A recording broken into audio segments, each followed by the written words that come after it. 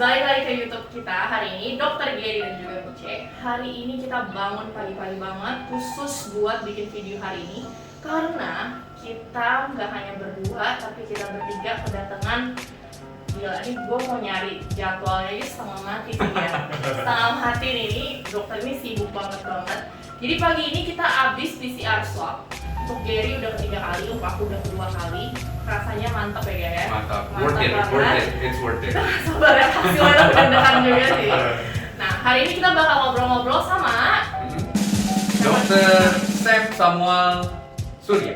Yes. Beliau ini adalah teman baik saya udah dari SMA. Kita SMA bareng, kita les bahasa Jerman bareng, kita sekolah kedokteran bareng, sampai akhirnya sekarang kita ya membantu untuk teman-teman yang mau melakukan pemeriksaan untuk COVID.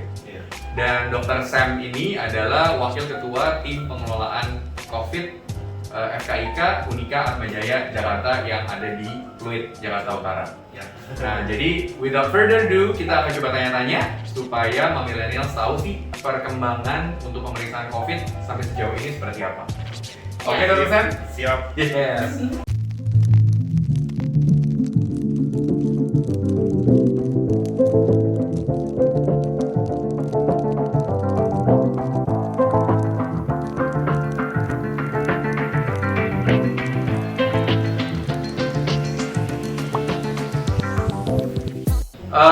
Kan lately sekarang ini semakin banyak nih. Kalau kita lihat di berita, spesimen yang diperiksa makin banyak, orang yang diperiksa pun juga semakin banyak. Lalu kalau bisa dilihat selama ini trennya itu secara statistik, apakah yang orang-orang mau melakukan pemeriksaan COVID itu secara PCR swab itu makin tinggi nggak sih sebenarnya? Ya, sebenarnya kita kalau mau tahu, kita sebenarnya harus lihat di data yang ada di. Saya kan karena base di Jakarta, jadi saya lihat data terutama yang ada di Jakarta. Memang sih kalau kita buka website gitu, peningkatannya memang akan ada seperti ini sekitar 3 bulan yang lalu lah. 3 bulan yang lalu. Agak naik. Sekarang sih memang agak melandai. Udah mulai melandai. Tapi even dia melandai, kalau dibandingin sama rekomendasi WHO, itu tetap udah cukup sih. Jakarta itu udah melebihi yang seharusnya. Di Indonesia memang sentralisasi di Jakarta yang di lain-lain itu kurang gitu. Betul. Tapi di Jakarta sih sudah banyak. Tapi jadi bisa dibilang kalau misalnya di Jakarta itu paling tinggi, berarti itu karena didukung sama sampel yang dites itu paling tinggi gitu ya. Karena kan di berita ini kita baca DKI ini menyumbang positif paling tinggi sampai 1000 gitu. Karena itu wajar aja karena sampel yang diperiksa juga paling banyak gitu kan ya. Kalau misalnya di daerah, misalnya daerah A lebih rendah daripada DKI Jakarta, ya tentu aja karena sampel yang diperiksakan juga lebih sedikit daripada di Jakarta. Jadi bilang gitu mungkin ya. Iya, betul. Oke. Nah, tadi kan kita habis PCR swab nih. Yes. Kita udah sekian kali lah PCR ya. Cuman pertanyaan nih ya yang agak menggelitik gitu. Kenapa sih kita kalau di PCR swab tuh harus hidung kiri, harus hidung kanan, harus mulut gitu? Kayaknya aduh, bisa gak sih gue request satu hidung aja deh atau mulutnya? Kalau mulutnya lebih gak berasa nih. Kenapa harus 3 dong? Oke. Jadi sebenarnya kalau kita baca literatur di luar negeri, kayak misalnya di kementerian yang punya Amerika, saya nggak sebut merek, tapi pokoknya kita tahu semua, dia sih memang rekomendasi terutama di nasofaring yang masuk dari hidung. Dan dia sebut satu aja kalau misalnya kita bisa ambil dengan baik itu udah cukup. Tapi memang untuk di Indonesia kita kan selalu ngikutin guideline yang ada di sebuah negara. Dan guideline awal, panduan awal tuh dikeluarkan sama Perhimpunan Ahli Mikrobiologi Klinik Indonesia. Dimana di sana memang rekomendasi tetap menggunakan 2 hidung. Jadi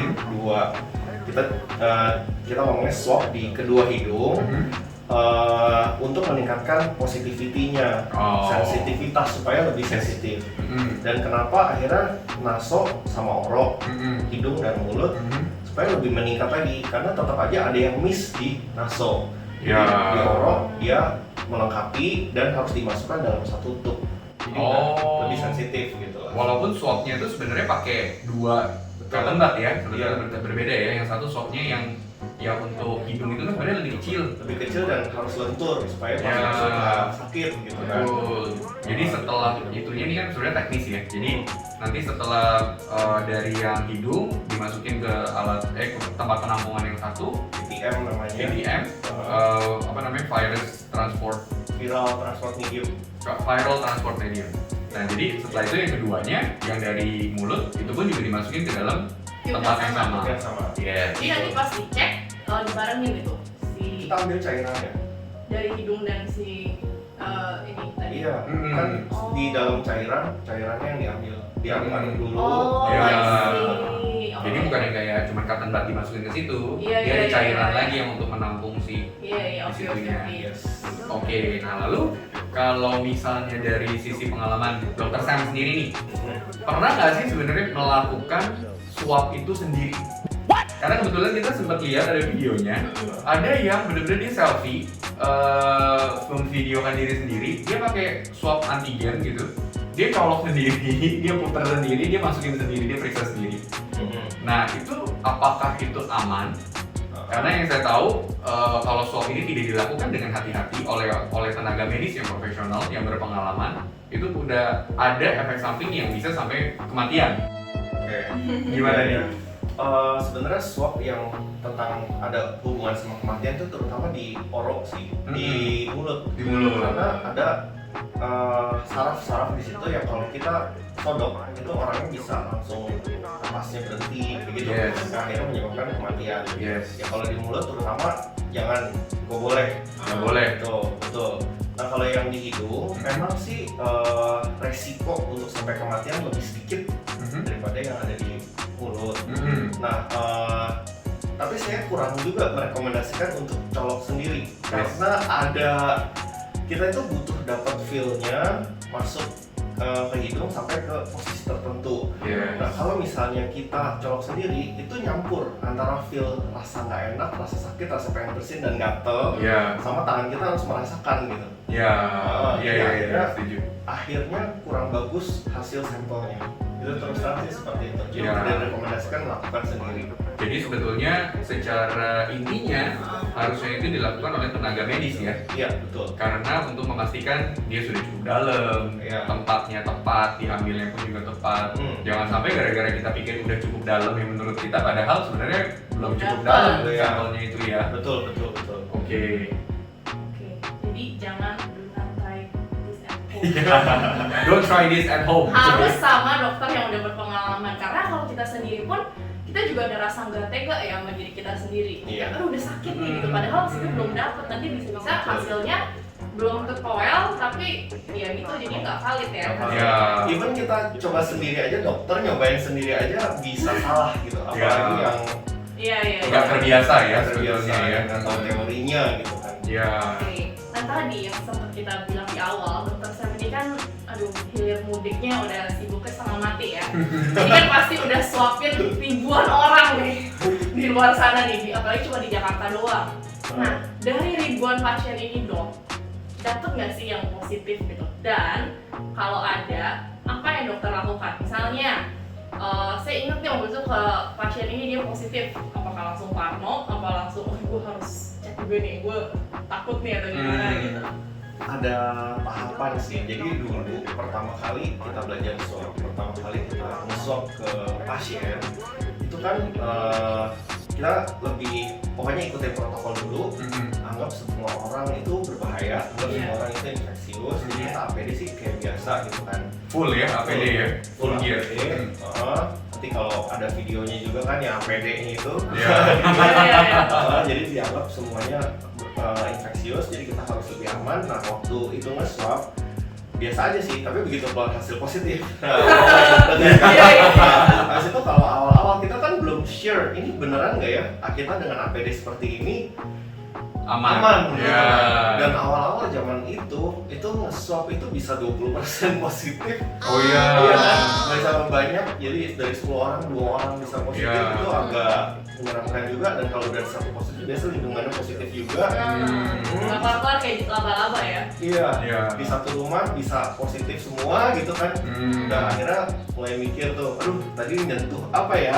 Habis nyentuh, pegang mata nggak ya?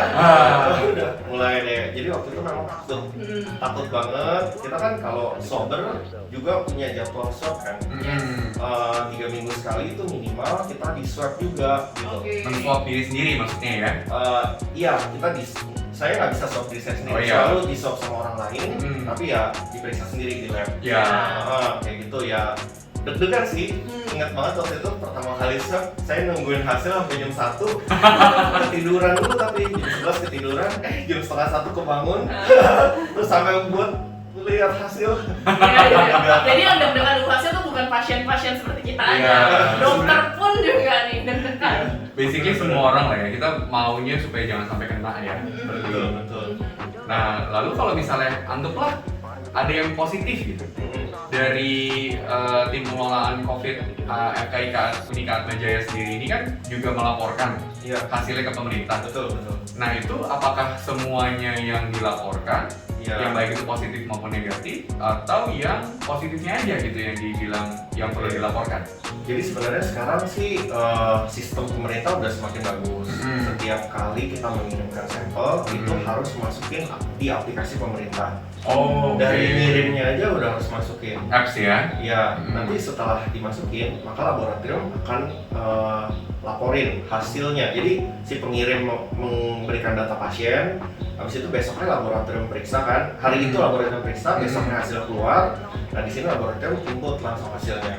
Tapi memang diutamakan yang positif dulu, karena mau contact tracing. Ya. Baru yang negatifnya bisa spare lebih panjang sedikit lah waktu masukinnya. Tapi tetap semuanya akan dimasukin. Baik. Yang itu yang akan nanti muncul di TV. Keluar tuh hasil dari kompilasi di apps itu. Kayak gitu. Tapi aku mau nanya juga deh, misalnya tadi udah submit sama yang positif, kan tadi katanya akan di tracing. Itu pemerintah selanjutnya ada tindakan follow up gitu ya, kayak yang positif diapain gitu? Biasa kemarin sih juga ada teman kebetulan positif. Dia itu sih hubungin sama RT RW-nya, kayaknya puskesmas hubungin RT RW. Saya kurang tahu prosedur detailnya, tapi intinya dia dihubungin. Dan akhirnya tujuannya supaya bisa ditangani lebih lanjut sih. Keluarganya di tracing, terus dianya dikirim ke Wisma Atlet gitu. Tapi pernah nggak ada cerita misalnya anggaplah keluarganya itu yang positif, tapi juga ya mungkin diminta untuk karantina di rumah, tidak sampai kita bilang diangkut ke tempat penanganan seperti kayak di Wisma Atlet atau di hotel atau di apartemen yang sudah memang ditunjuk oleh pemerintah. Mungkin ada tahu ceritanya? Beberapa orang sih memang walaupun positif juga akhirnya dia karantina mandiri sih. Kenapa bisa begitu? Saya kurang tahu juga kenapanya. Tapi intinya waktu itu memang tidak dihubungin siapapun. Ya, jadi akhirnya dia juga memang pengen nggak dihubungin sih. Dia pengen di karantina sendiri juga gitu. Ya udah. Malah jadi bagus ya. Jadi selama dia bisa ini sih jaga sih nggak apa-apa ya. Karena dia takutin kalau karantina mandiri takutnya malah nggak disiplin, malah bisa nyebarin ke orang rumah. Gitu. Tapi menurut saya sih tidak direkomendasikan. Kalau bisa di tempat yang udah disediakan pemerintah itu lebih baik. Ikutin kebijakan Jakarta lah, kan harusnya positif antara Wisma Atlet, hotel atau rumah sakit kan. Supaya di sana bisa terutama sih diperhatiin dan di contain gitu. Jangan sampai infeksinya kemana-mana. Paling kalau buat dianya vitamin gitu, imun dia aja sih. Nah lalu ada pertanyaan ini juga nih. Kan tadi kan Dr. Sam ini kan ada tim. Nah lalu sebagai satu tim ini sebenarnya ada berapa layer sih sebenarnya untuk bisa memverify dari timnya Dr. Sam datang untuk swab atau ada pasien yang datang ke Atmajaya untuk swab sampai akhirnya diperiksa lalu didata dan akhirnya sampai hasilnya itu keluar yang dinilai valid oleh tim Atmajaya sebelum dilaporkan. Nah itu berapa banyak sih sebenarnya layer-layernya? Apakah cuma ya udah asal ini positif udah langsung masukin atau gimana gitu? Jadi memang interpretasi hasil PCR itu tidak semudah itu sih. Tidak semudah itu Pak Tidak Duso. Jadi itu butuh apa ya? Butuh jam terbang juga. Butuh pertama pengertian RT-PCR itu apa. Terus habis itu apa yang diinterpretasi kalau hasil keluar. Terus kalau hasil begini harus mikir apa gitu-gitu kan. Iya. Jadi kalau kita timnya itu pada saat kita bekerja, tim hari itu akan membaca hasil hari itu. Misalnya saya kemarin itu karena saya sebagai PIC hari itu, maka saya bertugas membaca semua hasil. Oke. Nah habis itu saya keluarin, masukin misalnya pasien A positif, pasien B negatif dengan city value sekian, gitu kan. Nah habis itu data itu akan dikirim ke verifikator. Verifikator itu kayak ahli, seorang ahli lagi yang lebih ahli dari saya untuk kita sinkron nggak nih pembacaannya. Saya bilang positif, menurut dia gimana? Gitu. Cari double check lah ya jadinya. Double check. Oke. Double check. Nanti kalau misalnya buat dia nggak cocok, maka kita komunikasi ini nggak cocok karena apa gitu. Akhirnya baru dari verifikator itu keluar hasil yang sudah terverifikasi bilangnya. Oke. Gitu. Nah, habis dari sudah terverifikasi, besoknya akan direkap lagi. Direkap, oh yang positif siapa, negatif siapa. Kalau ada ketidakcocokan lagi, dia melihat, oh ini ada yang nggak cocok lagi, bisa ada sih memang. Jadi misalnya hasilnya negatif tapi keluar city value, itu kan aneh. Harusnya kan city value itu tidak keluar kalau negatif. Oh iya. Nah itu karena tetap aja ada human error gitu. Betul. Kalau kita periksa sampel dalam jumlah sangat banyak, pasti ada kemungkinan salah. Iya. Pasti itu. Iya. Jadi ditambahin layer yang ketiga itu tujuannya untuk merekap semua. Oke. Udah selesai rekap, biasanya sih nggak ada salah kalau udah sampai verifikator biasanya. Nah tapi tetap ditambahin itu, baru selanjutnya masuk ke tim admin yang untuk membuat lembar hasil.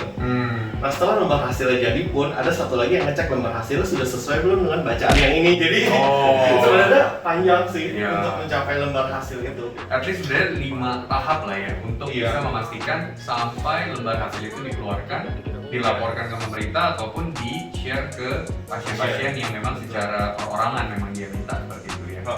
Nah itu kan makanya tadi tuh kita dengar sendiri ya, tahapannya tuh panjang banget. Nah makanya kenapa tadi dokter Sam juga bilang tidak dianjurkan untuk kita melakukan swab sendiri. Karena kalau kita tusuk sendiri apa segala macam itu nggak akan bisa melewati step-step yang tadi dilakukan sama PCR. Nah sekarang dari dokter Sam sendiri, ada nggak anjuran untuk teman-teman di rumah nih yang nonton yang masih takut-takut untuk lakukan PCR swab gitu? Takut diboyong mungkin. Takut sakitnya, takut tunggu hasilnya, takut diangkutnya. Ya gini lah, kalau menurut saya swab PCR itu pentingnya adalah pertama buat diri kita. Diri kita penting karena kita mau tahu kita sebenarnya statusnya gimana sih. Karena COVID ini dibilang bahaya banget, ya enggak kayak Ebola gitu kan, kena meninggalnya banyak gitu kan. Tapi kita tuh kayak nunggu jackpot. Kalau kita kena jackpot, ya udah deh, gawat gitu kan. Jadi berat. Nah jadi kalau tapi makanya mencegah itu nomor satu ya deteksi dini. Kenapa kita harus periksa PCR itu adalah untuk mendeteksi dini. Jadi kalau kita tahu lebih cepat, kita bisa mencegah jangan sampai kita kena jackpot. Iya. Benar kan? Betul. Itu satu. Terus kedua, kita kan nggak hidup sendiri. Selalu ada orang-orang di sekitar kita. Ya. Terutama populasi yang rentan. Yang rentan itu yang seperti lansia, orang yang punya penyakit jantung, penyakit paru lain, asma. Saya pernah punya pasien kena asma, kena COVID juga ya dalam waktu singkat, cepat, progressing jelek, dan akhirnya meninggal berarti. Akhirnya meninggal. Kayak gitu. Jadi kita periksa mungkin untuk melindungi orang-orang sekitar kita jangan sampai kena infeksi gitu kan. Kalau semakin banyak kena infeksi, dampaknya lebih besar lagi di ekonomi lah, akhirnya ditutup lagi lah gitu segala macam. Jadi memang kalau udah ada kecurigaan sih sebaiknya jangan ragu-ragu periksa sih, supaya jangan efek-efek tadi. Lalu kalau dari sisi pemeriksaannya sendiri, disarankan tuh per berapa lama sih sebenarnya? Anggaplah saya udah nggak percaya rapid test, saya juga nggak mau pakai swab antigen, saya maunya cuma PCR swab gitu. Disaranin sebenarnya berapa hari sekali, berapa lama sekali? Dan kalau misalnya let's say kita ada rencana mau ke luar kota kayak gitu. Nah, itu biasanya pemeriksaannya itu baiknya sebelum atau sesudah atau mesti nunggu berapa hari dari pulang atau kayak gimana? kalau dari saya, ini kita itu kalau masyarakat awam yang pekerjaannya memang di luar medis, itu rutin banget sih menurut saya nggak usah, karena ya tanda kutip buang-buang duit juga. Kalau nggak ada paparan dengan orang yang COVID, nggak ada kecurigaan, ngapain periksa gitu kan. Yang penting kita protokol tetap jalan, pakai masker, jarak jauh, gitu-gitu kan segala macam, itu bisa kok, cuci tangan segala macam. Nah, tapi untuk orang-orang yang udah ada paparan, jadi misalnya minggu lalu ada tuh adegan buka masker di sebuah pernikahan dan ada satu orang positif, itu periksalah. Iya kan? Atau kita mau pergi keluar kota, itu juga harus periksa sih. Saya pernah ketemu pasien dari daerah Sumatera sana, saya nggak sebutlah daerah, nanti ada yang bisa kemana. Dia datang ke Jakarta, 5 hari kemudian di swab positif, jadi dibawa dari sono gitu loh. Dan di sana waktu itu jumlah kasusnya tuh sedikit banget, karena lab yang bisa periksain juga sedikit. Oke. Ya, jadi untuk orang-orang yang mau traveling, sebaiknya periksa. Untuk mencegah jangan sampai menyebarkan ke daerah yang lainnya. Oke, jadi sebelum berangkat periksa. Iya. Lalu kalau misalnya setelah pulang itu perlu diperiksa juga sih. Nah, biasa dalam rentang waktu disaranin apakah misalnya let's say dia perginya cuma sebentar, 2-3 hari misalnya karena hanya perjalanan bisnis. Apakah pulang dari sana dia harus tunggu 3-5 hari lagi lalu dia swab pulang? Harus kayak gitu ya? Iya, Oke. Karena untuk memastikan ya. Oke. Untuk orang-orang yang memang di medis ya harus rutin lah, 3 minggu sekali, 4 minggu sekali itu harus periksa. Udah gitu aja. Sampai baal tuh kayaknya. Saya udah 6 kali nih. Kali wah. Berarti saya masih setengahnya. Coba abis ini lihat lagi ya. Wah, nanti bulan depan lagi. Oke. Jadi mungkin mungkin take home message dari Dr. Sam untuk millennials audience kita. Take home message ya. Standar sih buat saya sih tentang COVID-19 ini, kita itu kalau di masyarakat udah deh lakukan aja yang pemerintah udah suruh juga sebenarnya. Kayak pakai masker. Pakai masker itu powerful sekali, karena saya sering banget misalnya dalam satu rumah ada 10 orang. Satu orang kena COVID. Nah, habis itu karena itu keluarga mau periksa dong. Udah, tapi yang serumah, terus karena di rumah itu orang yang sakitnya langsung pakai masker, jadi yang serumah itu semua negatif, itu bisa begitu. Terus pernah juga waktu itu periksa orang lagi habis ke puncak. Nah, supirnya positif. Tapi dia mobil itu, bayangin kan mobil ke puncak 2-3 jam barengan, di dalam mobil itu ada 5 orang, 5 hari kemudian diperiksa, tetap negatif kok, karena semuanya bermasker. Walaupun jaraknya sedekat itu, tapi pakai masker itu tetap bisa melindungi. Jadi so powerful itu masker, itu nomor 1. Gimmick berarti benar. Efek ya. Terus kedua memang ya jarakin, kalau bisa berjarak itu sangat baik, gitu kan. Sama ketiga ya jangan nyentuh terlalu banyak benda. Kalau saya udah mulai nyentuh yang aneh-aneh, saya semprot-semprot. Iya, kita semua udah harus standby semprotan dari tas kita, di kantong kita. Betul. Untuk memastikan jangan sampai pas lagi hidung gatel kucek-kucek ternyata itu habis pegang yang mana yang ada COVID. Terus ya memang terakhir kalau misalnya ada kecurigaan, terus udah terpapar sama orang, sebaiknya ada baiknya memang periksa. Jangan sampai kita juga jadi agen-agen penular. Carrier ya. Betul, agen penular, karena kalau kayak saya dia masih muda, itu biasa gejalanya bisa 0 sama sekali. OTG ya? Iya, dan kalau kita baca di penelitian-penelitian yang OTG justru city value-nya tuh lebih tinggi, lebih rendah, jadi virusnya lebih banyak. Jadi akhirnya lebih menular gitu. Berarti hati-hati, apalagi populasi Jakarta ini mungkin 50%-an OTG ya? Iya. Banyak OTG. Ya, jadi mesti hati-hati banget sebetulnya. Selalu lakukan 3M. Seperti yang kita sudah selalu jelaskan di video YouTube kita, harus selalu cuci tangan atau menggunakan alcohol base atau desinfektan. Lalu juga jangan lupa memakai masker, ini paling penting. Lalu yang terakhir juga jangan lupa menjaga jarak, terutama sebisa mungkin ya outdoor, ventilated, yang arus aliran udaranya juga baik. Ya. Oke, nah Mbak Millennials, kalau ada pertanyaan yang belum terjawab dari video ini, bisa tolong komen di bawah ini. Siapa tahu nanti kita bisa akan balas. Ya, Dan kita kalau- bisa undang dokter Sam lagi. Iya. Semoga ya, Boleh. kemudian yang bisa cucok. Iya, jadi Ah. jangan Banget nih si dokter Betul. Sam nih. Di Aduh. sini aja ada pasien lagi, kita paling bentar dari tadi. Jadi jangan lupa komen, Yes. share sebaik-baiknya. Mungkin kalau ada cerita tentang keluarga atau tetangga yang mungkin negatif tapi kita nggak pernah positif atau seperti apa, Ya, please share. Lalu juga jangan lupa subscribe dan kita akan ketemu di video YouTube kita yang selanjutnya. ya. Thanks again buat dokter Sam ya. Yeay, see you. See you.